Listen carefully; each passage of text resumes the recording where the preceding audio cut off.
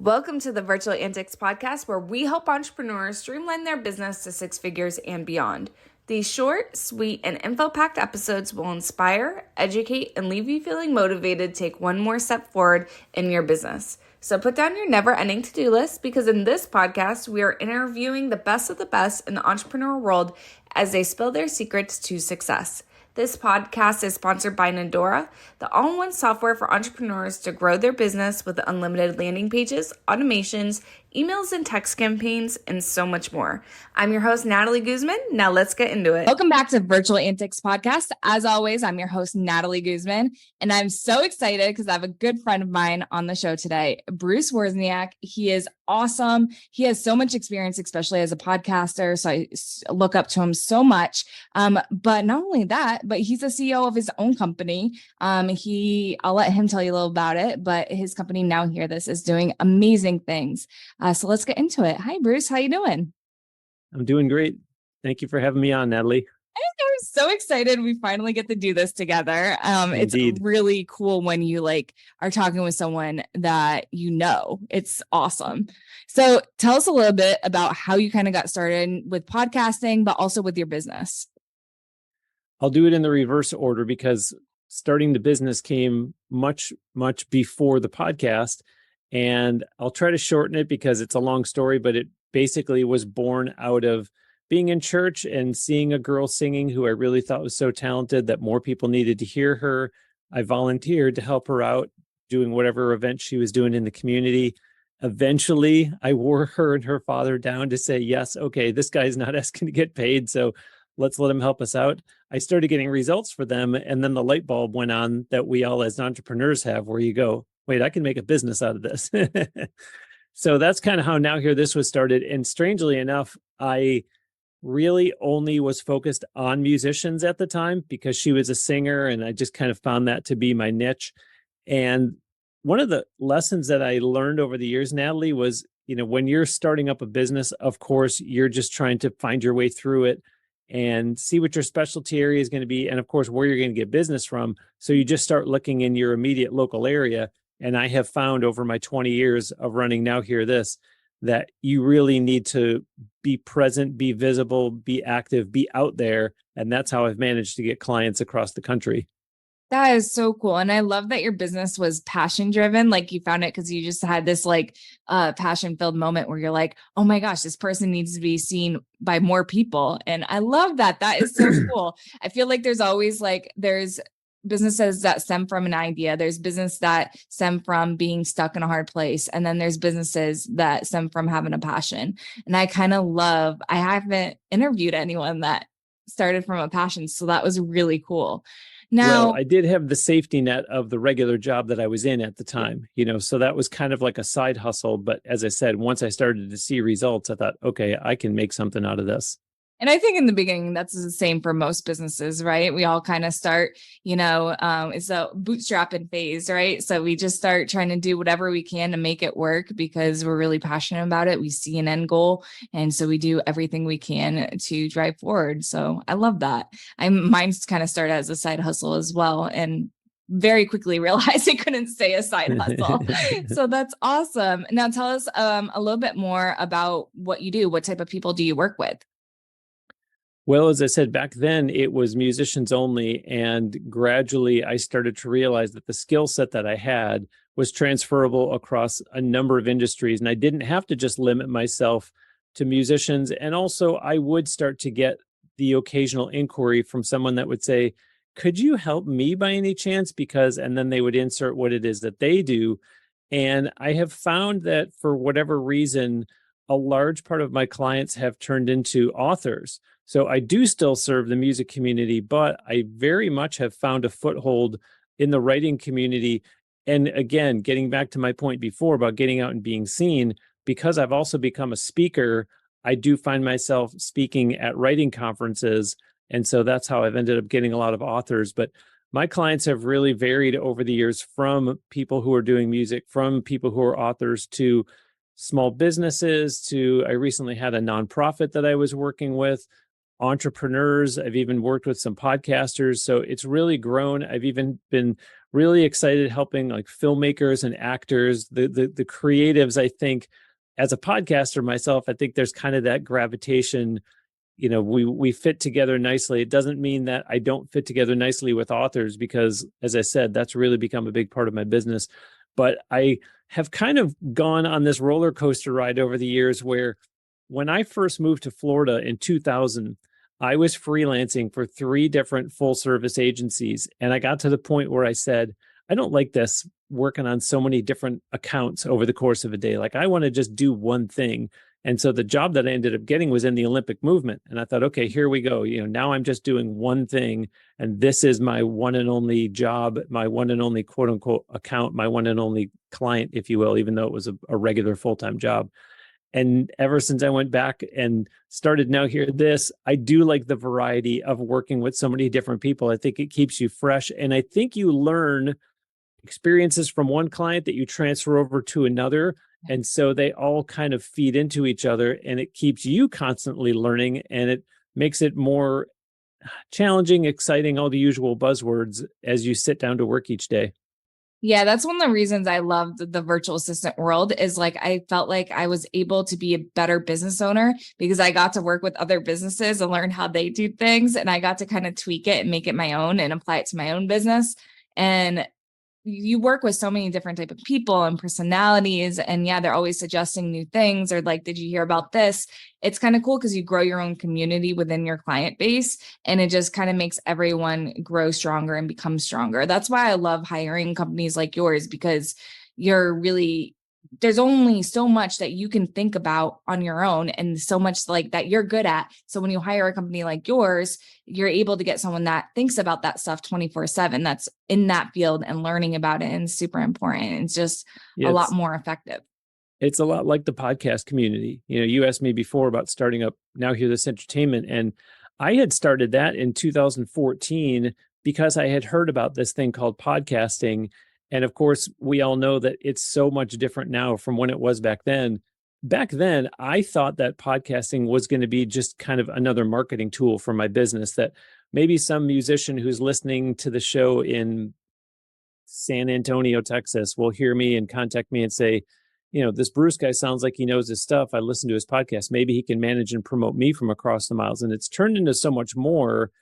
And I feel like there's that community also. So learning about PR and everything from one world, and then going into the podcast world and learning a whole different skill set, but making all kinds of new networking contacts, all these great connections.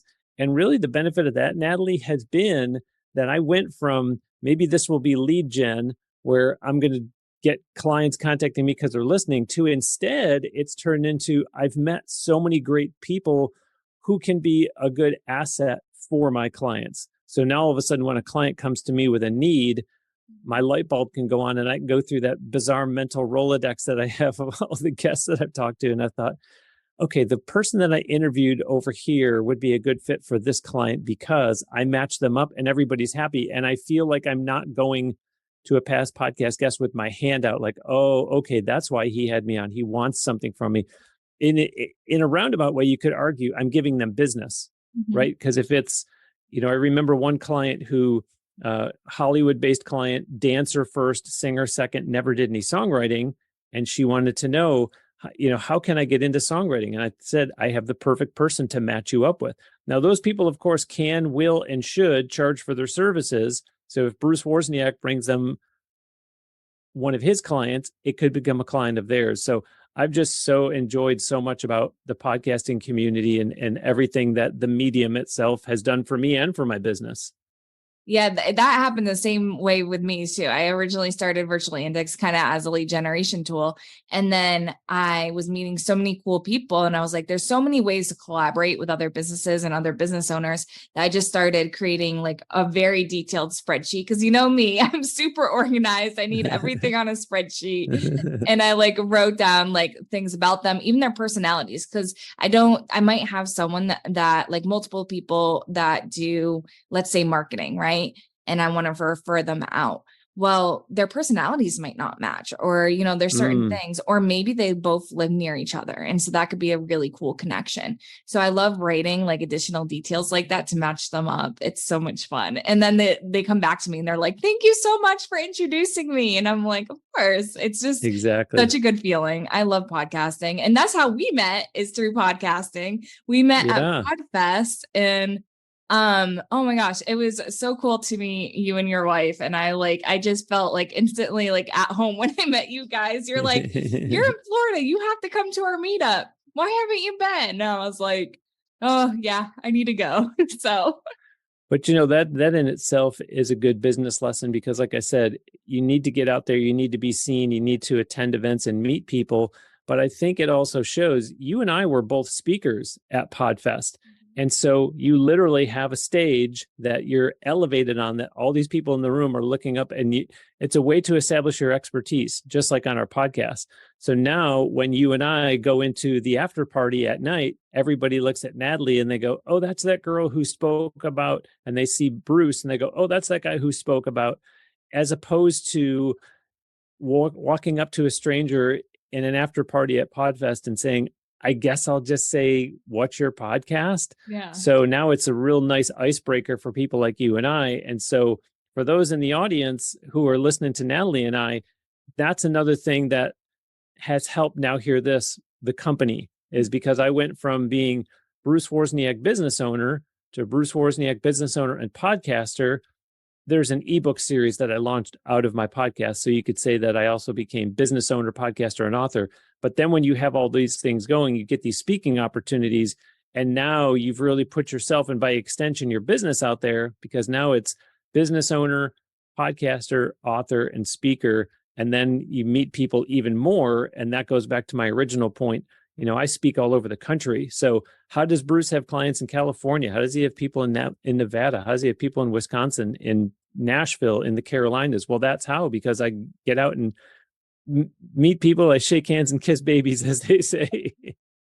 That's hilarious. Yeah, I feel like going in events definitely like leveled up my business in a big way, because I got to just build so many more connections. And like you said, the speaking, when people see that and they get to see me on stage, they're like, oh, she actually knows what she's talking about. And she just doesn't just work on it. She actually like studies it and understands it and has like strategies and things like that. And Yeah, she's practicing what she preaches. yeah, exactly. You had an amazing speaking topic. You were teaching us about how to promote our business or our podcast, right? Yeah, fittingly enough, right? For a PR guy. Yeah, the reason I do the 20 plus ways to promote your podcast presentation is because I fear that podcasters are doing one or two things, which is simply releasing their episodes and saying, well, it's out there, people are going to find it. It's on Spotify, it's on Apple Podcasts. And I go, it is, but so are a couple million other podcasts, and there's so many others to weed through. That what makes you think people are just going to magically find yours? And some people will try to challenge that and say, well, wait a minute, I didn't tell you I got this really awesome title for my podcast, or you haven't seen the cover art, it's so clever. And it's like, it doesn't matter, because until somebody gets to your podcast, they're not going to know that clever title, they're not going to see the cool artwork. And the other reason I do it is because we're also conditioned to just put stuff on social media and assume that, well, of course, people are going to find it. I have it on Facebook, I have it on Twitter, I have it on Instagram, TikTok, to YouTube, wherever you are. And again, it's the same oversaturation problem where, I say, duh, like, of course you better have it on social media. You're not impressing me by saying every episode I post about it on my socials. Like, yeah, you better be. But there's so many other things you can and should be doing. So that's why I do that presentation, because they're all things that have worked for me. I know that there's lots and lots of podcasters who have little to no budget to promote their podcast. And so I like being able to share all those tips, knowing that the absolute overwhelming majority of them don't cost anything at all. Yeah, it's awesome. And it's just like, think about how many things people see in a day, right? We have internet, we have TV, we have word of mouth. There's so many different things coming at us in a day. So how are you going to stand out and be remembered. And having like, I know, who was it? Oh, Mark Savant he's another Podfester. He at his speaking, he was a speaker like 2 years ago at Podfest, and I went to his thing, and he gave out t-shirts at the end. He had the nicest, softest t-shirt. Like, it's still my favorite t-shirt in my drawer. It was so soft. And oh my gosh, it was amazing. And I was like, oh my gosh, this is like the best t-shirt. And I will never forget Mark and his company because of that. And then the next year I saw him at Podfest again. I was like, I still have your t-shirt. I even brought it and I wore it to Podfest because it was just such another one was Veronica with Purple It Up.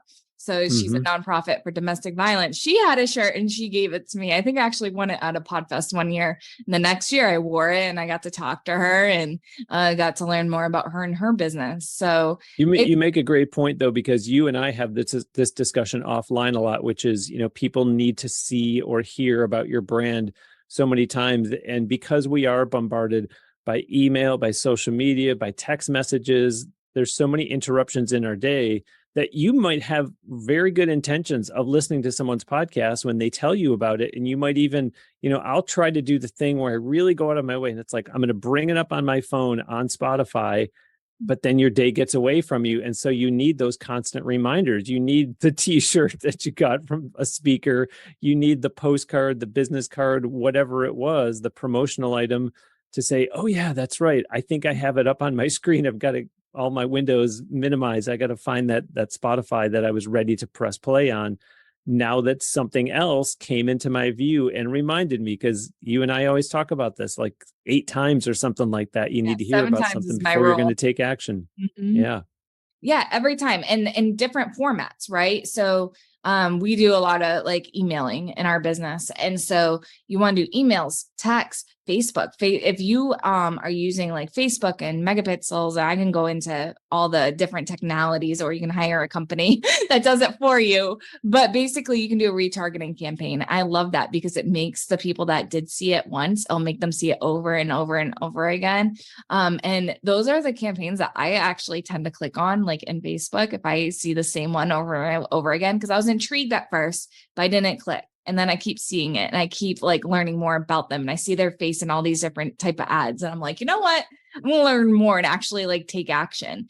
And that's why I love using all different formats. And if you got a text, saying, oh, don't forget to take this action, and it's so easy to just click on the link and do the action. That is so easy for me as a busy mom and entrepreneur, just have a link on my phone that I can just click and take action.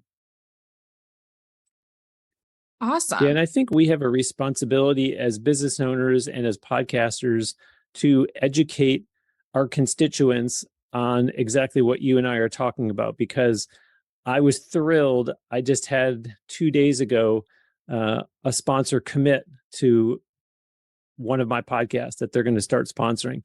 And I was thrilled because he acknowledged to me, he said, I know that it takes at least 8 times for someone to hear the message. So I'm going to do 4 months with you, to start this relationship. And so it does your heart good because my advice there is you don't just tell people, hey, it takes 8 times or hey, it takes 7 times. If you can find somewhere where it's written in a study or in a report, or hey, something just came out and you cite the source and you maybe even give them the link, then it looks more like I'm just trying to educate you, as opposed to this is something I'm going to tell you in the hopes that you'll believe it, so you'll buy sponsorship with me. Yeah, 100%. And there's so many studies on that, by the way. It's all over the internet. So I would actually dive deeper into those studies because they give you a lot of different things on psychological marketing and things like that. It's a really cool topic. I actually love it. But I'm so excited you've been on the show, Bruce. I'm so happy that you came on and shared your knowledge, because I definitely look up to you as business owner and a podcaster. So excited you're here. How can we find more about you and your business? If you go to nowhearthis.net, and of course that's HEAR, nowhearthis.net is the agency website. But of course, there's a podcast section within the website. Or if you just look for Now Hear This Entertainment on most podcast platforms, and you can find my podcast on there. I do actually have a separate website for all the speaking that I do, which is speakerbrucew.com, but you'll probably find that bumping around nowhearthis.net. If you end up on my email newsletter list, you'll see that I mention that in there once in a while. And of course, all over social media. So once you hit nowhearthis.net, you'll see all the social media logos down at the bottom to engage on whichever one you prefer. Awesome. I'll make sure I put that in the show notes so everyone can go and take action with the click of a button. But I thank you so much, Bruce, for coming on the show. And we'll talk to you guys next time on the Virtual Antics podcast. Thank you.